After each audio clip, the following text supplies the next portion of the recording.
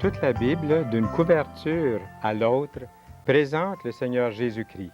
C'est lui que nous voulons élever par le biais de l'émission Toute la Bible en parle. Mesdames, Messieurs, bienvenue à l'émission Toute la Bible en parle.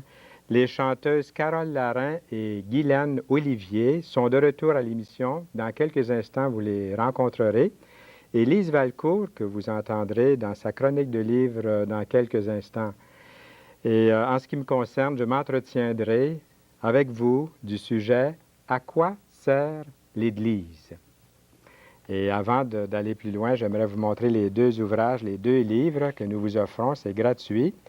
L'auteur du livre « Les leçons de Marie » par Gaston Racine, l'auteur Gaston Racine, a été arrêté en pleine jeunesse par la maladie et il apprit à ce moment-là, à l'école de la souffrance, comment Dieu pouvait le conduire à écrire.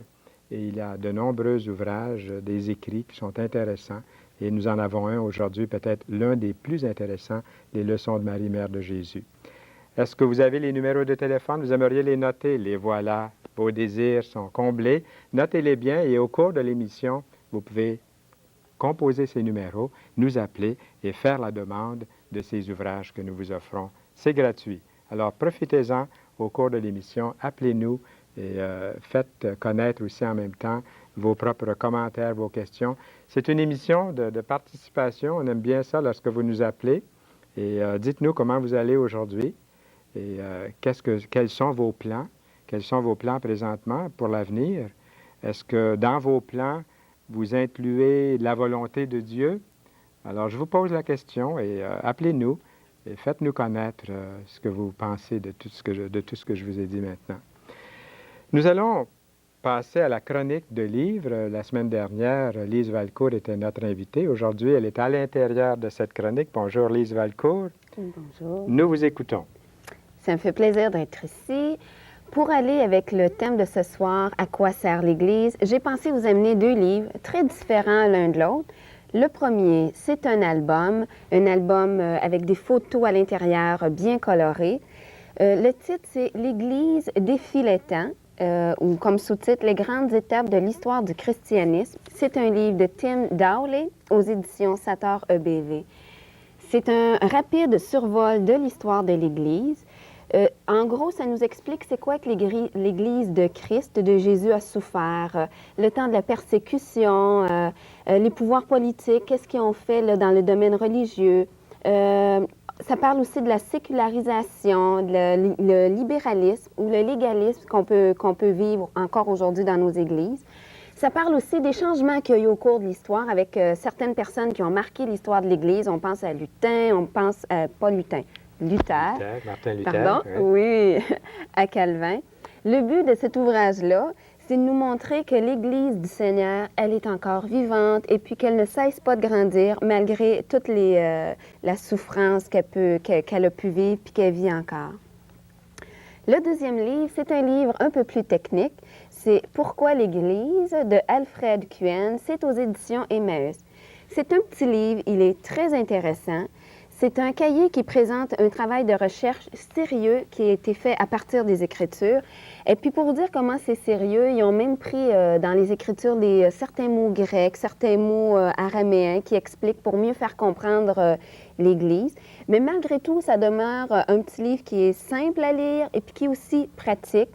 Et puis son but, c'est de répondre à la question comme pourquoi se joindre à une église locale. Je vais juste vous lire un petit peu la table des matières. Ça va vous donner une idée de ce qu'il y a à l'intérieur. C'est une église pour les croyants, persévérer dans la communion fraternelle, persévérer dans la fraction du pain, persévérer dans les prières, une église pour le monde. Ces deux livres-là sont disponibles dans toutes les librairies. S'ils ne l'ont pas, comme toujours, vous pouvez toujours leur demander de les commander au bureau de la Ligue pour la lecture de la Bible. Et voilà. Lise Valcourt, merci beaucoup. Ça nous donne le goût de lire ces livres-là. Puis le deuxième livre en particulier, ça tombe « Pourquoi l'Église ?» Puis j'ai intitulé le thème du message d'aujourd'hui « À quoi sert l'Église ?» Alors ça tombe très bien et je vous en parle tout de suite. À quoi sert l'Église? Et pour vous en parler, bien, je prends la Bible, la parole de Dieu, pour pouvoir savoir ce que Dieu nous dit. Mais j'aimerais faire une petite précision avant de continuer. Qu'est-ce qui vient à votre esprit lorsqu'on parle de l'Église? Ici, la précision que j'aimerais apporter, c'est qu'il n'est pas question d'une bâtisse, d'un temple, d'une maison, de briques, de pierre, de bois, là. Il est vraiment question de l'Église composée de membres, de personnes vivantes qui ont reçu le Seigneur Jésus-Christ dans leur vie, dans leur cœur, et puis le Saint-Esprit a transformé. Ce sont des paroles peut-être là, qu'on ne saisit pas à premier abord comme ça, mais vraiment l'Église est composée de personnes qui sont appelées dans l'Écriture des pierres vivantes. Et l'ensemble des croyants, de ceux qui ont placé leur confiance en Jésus-Christ, Dieu dit que c'est ça l'Église. Il dit ça, c'est mon Église. Et je les aime. Il nous appelle ses amis. Donc, c'est ce que nous allons regarder dans la parole de Dieu. L'Église est une société, en quelque sorte, qui appartient au Seigneur Jésus-Christ, composée de ceux et de celles qu'il appelle ses amis. Chaque membre de cette société a été scellé. La Bible dit que ça a été scellé du Saint-Esprit. Et ça s'est fait à la conversion sérieuse et sincère, authentique au Seigneur Jésus-Christ. Et au travers du baptême d'eau, le baptême du Seigneur qui est un baptême dans l'eau, un baptême par immersion, le croyant s'identifie lui-même avec le Seigneur Jésus-Christ dans sa mort, dans son ensevelissement et dans sa résurrection. L'Église est une communauté empreinte du Saint-Amour. Et à l'intérieur de l'Église, on trouve le pardon, la justice et aussi l'affection, puisqu'il est question de communion fraternelle les uns avec les autres. La Bible dit dans 1 Jean chapitre 1 verset 3, « Notre communion est avec le Père et avec son Fils, le Seigneur Jésus-Christ. » L'Église donc est au service du ciel, au niveau d'ambassadeur parmi les nations du monde. L'Église est chargée de la bonne nouvelle du Seigneur Jésus-Christ, de la grâce de Dieu. Nous possédons une nouvelle vie. Et l'apôtre Paul, dans une de ses lettres, écrit « Vous avez tout pleinement en lui », c'est-à-dire vous avez tout pleinement en Jésus, qui est le chef de toute domination et de toute autorité, dans Colossiens chapitre 2, verset 10. Je vous donne les références, je sais qu'il y en a qui aiment les prendre en note.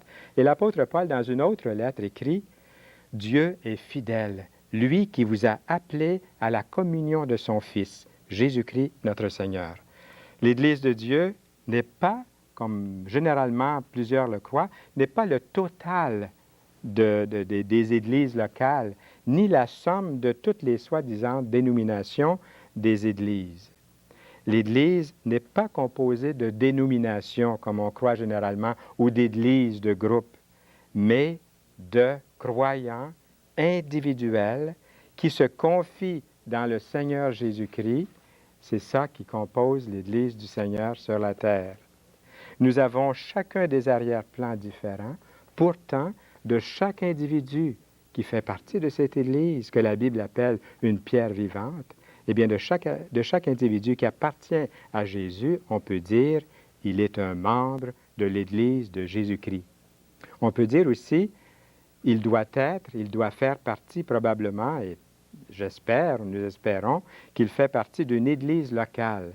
Je dis ça parce que quelqu'un qui est converti au Seigneur Jésus-Christ, qui est né de nouveau dans la famille de Dieu, fait partie de l'Église universelle de Jésus-Christ.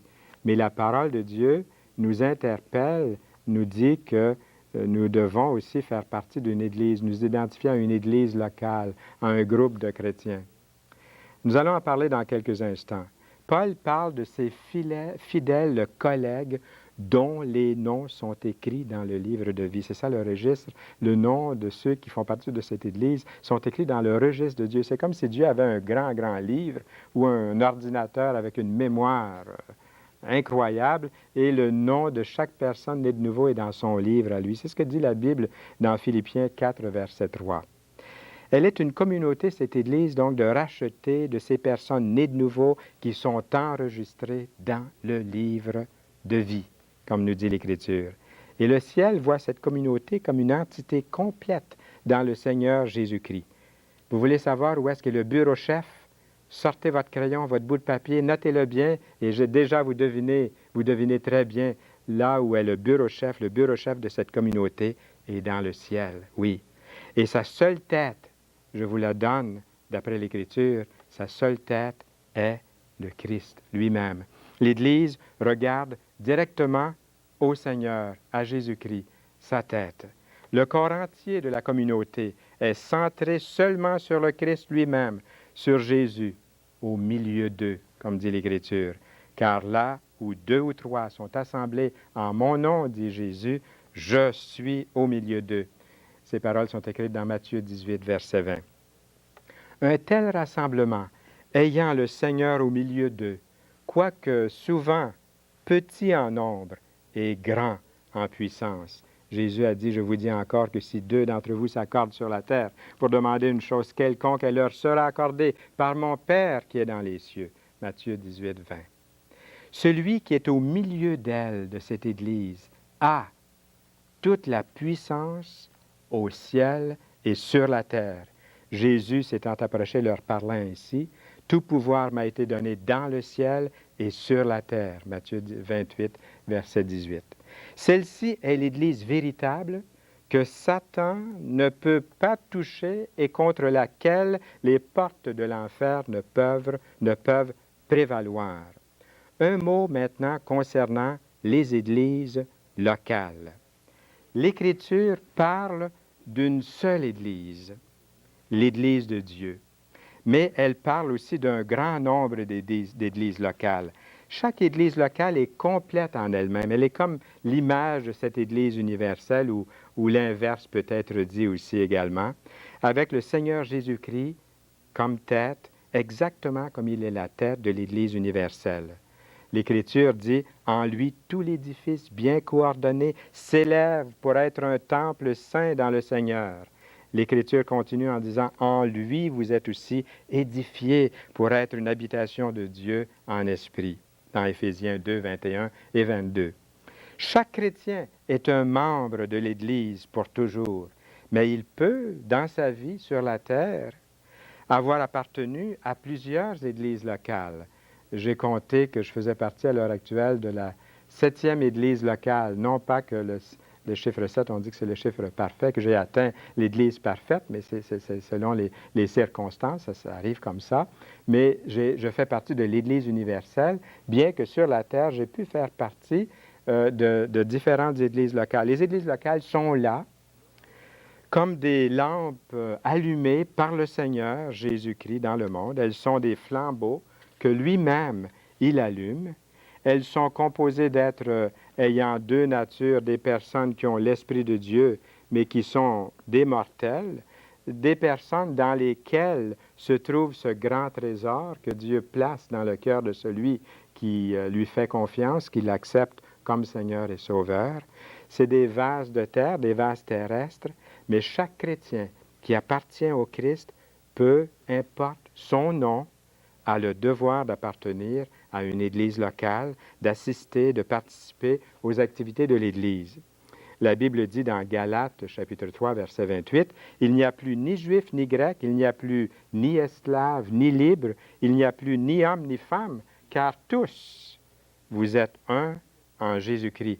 Tous dans l'Église se soumettent au Christ et l'un à l'autre. » Les responsables de l'Église ou les responsabilités que nous trouvons à l'intérieur des églises, il y a plusieurs responsabilités dans une église locale, eh bien, elles sont accordées, ces responsabilités-là, aux personnes qui sont reconnues par l'ensemble des responsables spirituels de l'Église comme étant équipées et désignées par le Saint-Esprit à exécuter certaines responsabilités dans l'Église.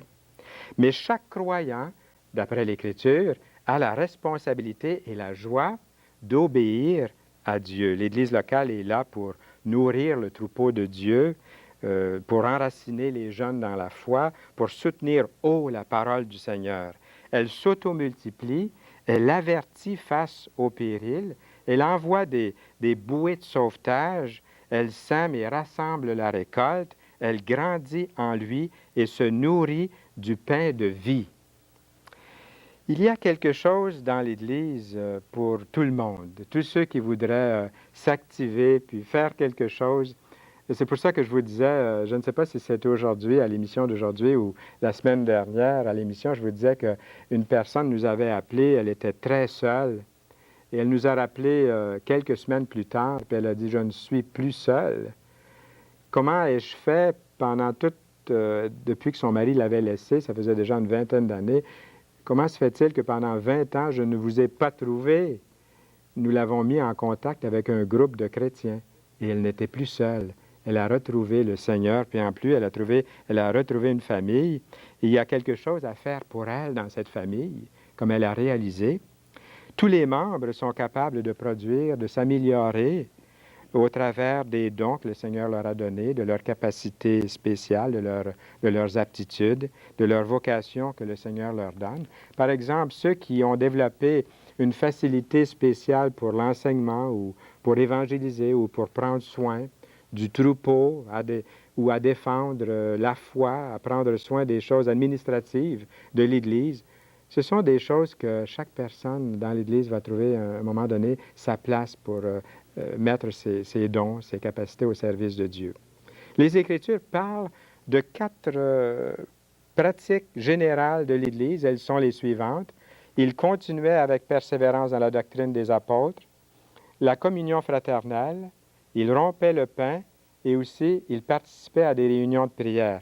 Aimeriez-vous voir un verset? J'ai votre Bible ici, là, écrit en gros caractères, et je vous montre le verset. On va commencer ici, au haut de la page. Il est écrit dans l'Écriture, « Sauvez-vous de cette génération perverse. » Ceux qui acceptèrent sa parole furent baptisés, et en ce jour-là, le nombre des disciples s'augmenta d'environ 3000 âmes. Et remarquez bien le verset suivant, « Ils persévéraient dans l'enseignement des apôtres, dans la communion fraternelle, dans la fraction du pain et dans les prières. » Alors, nous avons quelque chose ici, un programme extraordinaire. L'expansion de l'Église locale s'accomplit donc par l'obéissance aux instructions du Seigneur, c'est-à-dire faire des disciples de toutes les nations, sans discrimination de couleur, de race, de groupe ethnique, d'arrière-plan, les baptiser au nom du Père, du Fils et du Saint-Esprit, les enseignant à observer toutes choses.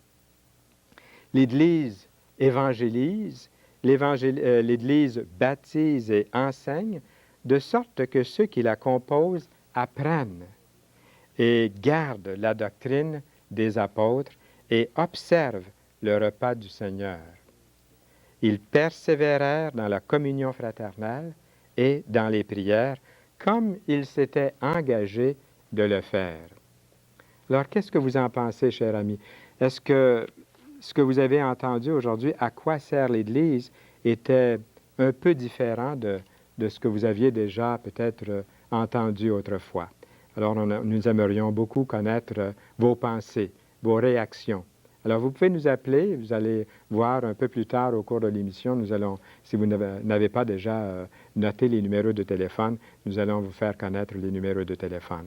J'aimerais ici, pour résumer, pour conclure ce que nous venons d'entendre, qu'il est très, très, très important de réaliser que l'Église, ce n'est pas la bâtisse ou la maison, le temple, le sanctuaire, mais que votre corps peut devenir ce sanctuaire de Dieu. C'est vous qui pouvez devenir cette Église, ce temple de Dieu. Lorsque quelqu'un sincèrement invite Jésus dans son cœur, il devient la maison du Seigneur. Et je vous garantis que là, il se fait tout un nettoyage. Ce n'est pas vous qui faites le nettoyage. Lorsque vous invitez Jésus dans votre vie, il vient faire le nettoyage, il vient prendre la place, il vient vous sauver, vous donner une vie nouvelle. Eh bien, après vous avoir ainsi parlé, je pense que je dois maintenant vous montrer les livres. Nous en sommes rendus là. Et vous allez prendre le temps de bien noter ces ouvrages. Et comme je vous disais tout à l'heure, Gaston Racine est l'auteur du livre « Les leçons de Marie ». Et comme il a appris lui-même à renoncer à ses projets, à ses plans, les plus chers pour se soumettre à la volonté de Dieu, eh bien, vous avez aussi le Nouveau Testament que vous pouvez demander. Ce Nouveau Testament contient 27 lettres d'amour et c'est à vous, il vous suffit d'en faire la demande. Bien sûr, les numéros de téléphone qui sont là ne seront pas là éternellement, mais ils sont là temporairement pour que vous puissiez les noter et au cours de la journée, de préférence au cours de l'émission, de composer ces numéros dans les différentes villes, celui qui est le plus près de chez vous, et puis vous faites la demande d'un de ces livres. Bonne nouvelle aujourd'hui, le Nouveau Testament en français courant, qui nous est offert par la Société biblique canadienne, et je porte fièrement aujourd'hui l'épingle de la Société biblique canadienne. Malheureusement, on ne peut pas le voir, je peux vous la faire briller un petit peu. On ne peut pas faire de gros plans, là, c'est impossible pour l'instant, mais je remercie, je le porte fièrement parce que c'est eux qui nous offrent ces Nouveaux Testaments. Et merci aussi à Gaston Racine pour sa générosité. Nous avons 2 chanteuses. Est-ce qu'on n'est pas privilégié un peu d'avoir 2 chanteuses? On en a fait venir une, puis il en est arrivé 2. On était contents, je les ai remerciées toutes les 2. Et c'est Carole Larin et Guylaine Olivier. Elles chantent certainement pour nous faire plaisir, mais aussi, je les connais un tout petit peu, puis même je sais très bien qu'elles chantent pour vous, afin que la parole de Dieu vous touche et que vous soyez bénis par elle et que vous répondiez à l'appel du Seigneur. Et j'aimerais vous dire quelque chose encore concernant leur chanson. Lorsque quelqu'un invite Jésus dans sa propre vie, cette personne devient une habitation de l'Esprit de Dieu. Les conséquences sont absolument salutaires. C'est ce qu'exprime Carole Larin et Guylaine Olivier dans cette prochaine chanson qu'elles ont intitulée « Seigneur, fais de moi ». Alors, je suis certain que c'est intéressant pour vous aussi. Nous l'écoutons.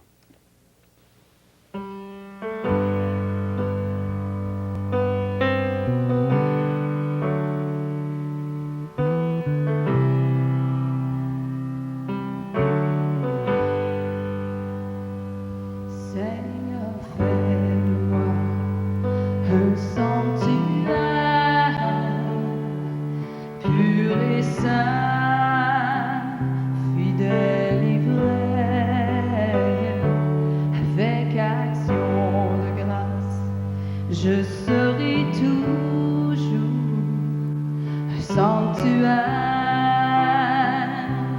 pour toi. C'est toi, Seigneur, qui est venu sauver le cœur et l'âme de tous les hommes. C'est toi, Seigneur, connais mes faiblesses, qui me donne force par ta main puissante. Seigneur, fais de moi un sanctuaire pur et saint, fidèle et vrai, avec action de grâce, je serai toujours un sanctuaire pour toi. Oh oui, garde-moi de toute tentation, purifie mon cœur et mon âme de ton Saint-Esprit. Efface tous mes péchés. Seigneur, fais de moi un sanctuaire pur et saint, fidèle et vrai, avec action de grâce, je serai toujours un sanctuaire.